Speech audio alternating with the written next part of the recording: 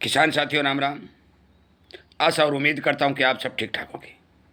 साथियों, मैं चर्चा करने जा रहा हूं सरसों के भाव के ऊपर। और आज मैं आपको वो बातें बताने जा रहा हूं जिन बातों का आपको पता होना बहुत ज़रूरी है, क्योंकि आज सरसों के बाजार को नाजायज दबाया जा रहा है। देखिए, बात में दम भी होना चाहिए, बात में सच्चाई भी होनी चाहिए और प्रूफ भी होने चाहिए। चाहे मेरा छोटा व्यापारी हो, चाहे मेरा छोटा किसान हो, हर एक को लूटने का प्रयास लगातार बाजार में भावों के मामले में किया जा रहा है। मैं सारी जानकारी देने जा रहा हूं और लगातार देता आया हूं। काफ़ी किसान हमारा समर्थन भी कर रहे हैं। हमारे चैनल के सामने आ रही घंटी का बटन दबा के सब्सक्राइब करके इसके साथ जुड़ भी रहे हैं, शेयर भी कर रहे हैं। हमारी मुहिम कुछ हद तक रंग ला रही है, परंतु अभी तक किसान जागया नहीं है। अभी तक छोटा व्यापारी जागया नहीं है कि वो इतने बड़े बड़े लूट से बच सके। साथियों, एक खबर आई कि अमेरिका और ईरान का समझौता होने जा रहा है और लाखों टन सरसों पैदा हो गई।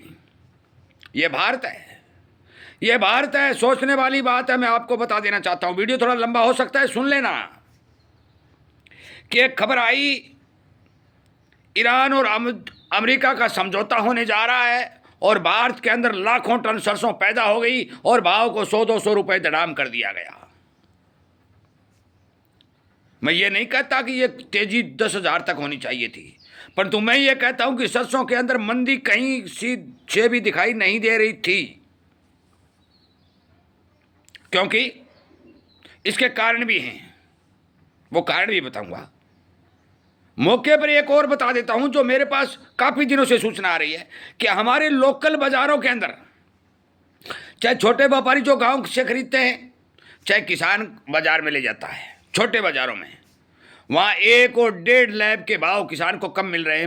वो कहां से? भरतपुर से। भरतपुर यदि 1 लैब के भाव 200 रुपए मिल रहे हैं और किसान की 40 लैब है, तो भरतपुर के अंदर प्लांट 8,000 रुपए सरसों खरीद रहे हैं, 40 लैब। परंतु हमारे यहाँ वही लैब, वही सरसों 7,800 रुपए खरीदी जा रही है। यह सबसे बड़ा फंडा है कि हमारे आसपास जितने भी बड़े लोग बैठे हैं वो 1 लैब का भाव कुदरतन घटा करके बोले लैब प्लस 2,800, लैब प्लस 2,700। ये सारा का सारा खेल किसान को लूटने के लिए किया जा रहा है। अब मैं बताऊं कि ये कहते हैं कि समझौता होने जा रहा है, खाद्य तेलों में मंदी आ सकती है। मैं खाद्य तेलों की बात आज नहीं कर रहा, आज बात कर रहा हूं सरसों के तेल की। मुझे ये बताने का काम करिए कि जो बाजार घटाने के ऊपर तुले हुए हैं, वो सरसों का तेल कौन से देश से एक्सपोर्ट करके ले आ रहे हैं? इस दुनिया में कौन से देश में सरसों का तेल बाहर से आ रहा है? कौन से देश का आ रहा है ये तो बताइए। यूरोप के अंदर सरसों तेल बैन है, अरब देशों के अंदर बैन है, कोई सरसों तेल नहीं खा रहा है। फिर सरसों तेल आ कहां से रहा है? फिर ये सरसों पैदा करके इस भाव को दबा कैसे रहे हैं? आज 85 और 90 लाख टन की जो आमदनी है पूरे वर्ष की है। पिछली 2025 का स्टॉक जीरो है, लाइन खाली है, सरकार के हाथ में एक दाना भी नहीं है और खपत 130 लाख टन सरसों से ऊपर की है। उसके बाद भी सरसों के भाव में मंदी ये कैसे मंजूर की जा सकती है? जो भाव बन रहे थे, चलोनी 8200 चल रही थी, 8150 चल रही थी और संभावना थी कि 8500 रुपए बने, पर तो उसको एक ही दिन में 8,000 से नीचे लाना, ये कौन से कानून में लिखा हुआ है? कहां से क्या हो रहा है? सारा काम मिली भगत के चलती हो रहा है। मुनाफा वसूली, बड़ी बड़ी कंपनियों को अपना माल बेचना होता है, भाव बढ़ाते हैं और लोग जो फंस जाते हैं भाव बेच करके, माल बेच करके, मुनाफा कमा करके अलग हो जाते हैं, किसान खाली हाथ रह जाता है। और सरकार ने जिस तरह से 14 कंपनियों के ऊपर मिलावटी तेल के बारे में छापामारी की, 2 घरेलू कंपनियों के ऊपर छापामारी की, तेल ताले जड़े गए। मैंने आपको वीडियो में बताया, वीडियो बनाया, कंपनियों के नाम तक बताए, आपने शेयर नहीं किए। उन बातों को आपने शेयर नहीं किया, सरकार तक नहीं पहुंचाई। मैंने आवाज उठाई थी कि आप भारत के अंदर तमाम सरसों के तेल में मिलावट करने वालों के ऊपर छापामारी कीजिए, उनके धंधों को बंद करिए, उनके लाइसेंस कैंसिल करिए, ताकि आम जनता को, आम कंज्यूमर को खाने का शुद्ध सरसों तेल मिल सके और किसान को भाव मिल सके, छोटे व्यापारी, दुकानदार, मजदूर, उद्योग को बचाया जा सके। परंतु अंधेर नगरी, चौपट राजा, टकाई शेर भजो, टकाई शेर सखाजा। राम ऐसा ही है जो लगातार एल नीनो और गर्मी, अंदर बारिश, मौसम खराब कर रहा है। राज उसको भी भला कर गया, लूटो और खाओ, मौज करो, और किसान उसको भी भला कर गया, पार कर गया कि वो बोलने के लिए और आवाज उठाने के लिए तैयार ही नहीं है। तो क्या कहेंगे? यही कहेंगे ना, अंधेर नगरी, चौपट राजा, टकाई शेर भज और टकाई शेर खाजा। अगली बात एक और बता देता हूं, सुनने वाली बात बताता हूं, सुने न सुने, शेयर करे न करे, हमारी मदद करे न करे, वो आपकी मर्जी। पर तो हम इस दुनिया की सबसे मजबूत सोशल मीडिया के ऊपर किसान की ताकत बढ़ाना चाहते हैं, ताकि किसान को एक एक दाने का उचित मूल्य मिले। साथियों, एक हमारे बहुत ही बुद्धिजीवी किसान ने या व्यापारी ने, विशेषज्ञ ने, जो भी आप लगा लो, राजा ने, महाराजा ने कहा था, विनाश काले विपरीत बुद्धि।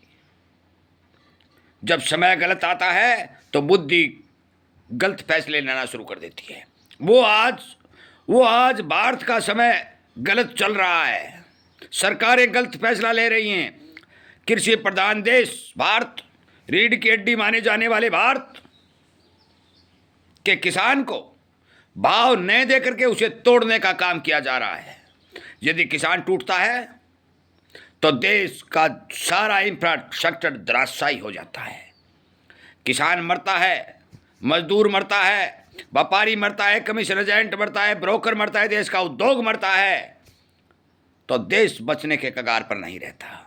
इसी को कहते हैं कि विनाश काले विपरीत बुद्धि। आज मिलावटखोरों की भरमार लगी हुई है, आज अफवाह फैलाने वालों की भरमार लगी हुई है, किसान के को भाव देने के मामले में दीवार खड़ी करने वालों की भरमार लगी हुई है।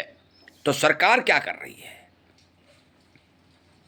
साथियों, मैं फिर बता देना चाहता हूं, मैं ये नहीं कहता, क्योंकि हमने जो टारगेट दिए कि सरसों 7500 रुपये बनेगी, जयपुर में 7475 रुपये के भाव बोले गए, जो 42 कंडीशन के बता रहा हूं। हमारे टारगेट तो पूरे हुए, पर ये लंबे समय तक चल नहीं सके। आगे भी मेरा अनुमान है, जो हमारे पास जानकारी है उसका अनुमान है कि सरसों के फंडामेंटल 100% मजबूत रहेंगे, क्योंककि 10 लाख बैग के अराउल आमदनियों में, जो बाजार में लगातार 10 लाख बैग आमदनी आ रही थी, उनमें 7475 रुपये के जयपुर भाव बनना, 8200 रुपये सीजन में सलोनी बनना, यह कहीं मंदी के संकेत नहीं है। जो ही बरसातें शुरू होंगी, जो ही सर्दी का सीजन आएगा, सरसों तेल की डिमांड बढ़ेगी। परंतु साथियों, यदि आप शेयर नहीं करेंगे, चुप बैठे रहेंगे और अपनी आवाज को आगे तक बुलंद करके सरकार को जगाने का काम नहीं करेंगे, इन मिलावटखोरों के ऊपर अंकुश का लगाने का काम नहीं करेंगे, तो ये भाव नहीं देने वाले, ये भाव नहीं देने वाले। इसलिए चाहे हमारा मजदूर हो, चाहे किसान हो, छोटा व्यापारी हो, चाहे वो देश का उद्योगपति हो, चाहे ब्रोकर जो भी हो, हमें एकता बनानी होगी। और चोरी जो कर रहा है, मिलावट जो करके जनता को मारने और हमें मारने का जो प्रयास कर रहा है, उसके खिलाफ आवाज उठानी होगी। झूठे प्रचार से भावों को दबाने के जो प्रयास किए जा रहे हैं, उनसे बचकर चलना होगा। हमारा लगातार कार्यक्रम चलता है। शाम को 8 बजे हम लाइव सेशन भी चलाते हैं। क्यों चलाते हैं? हम इसलिए चलाते हैं कि किसान को सच्चाई बता दी जाए, उसे सच्चाई से रूबरू किया जाए।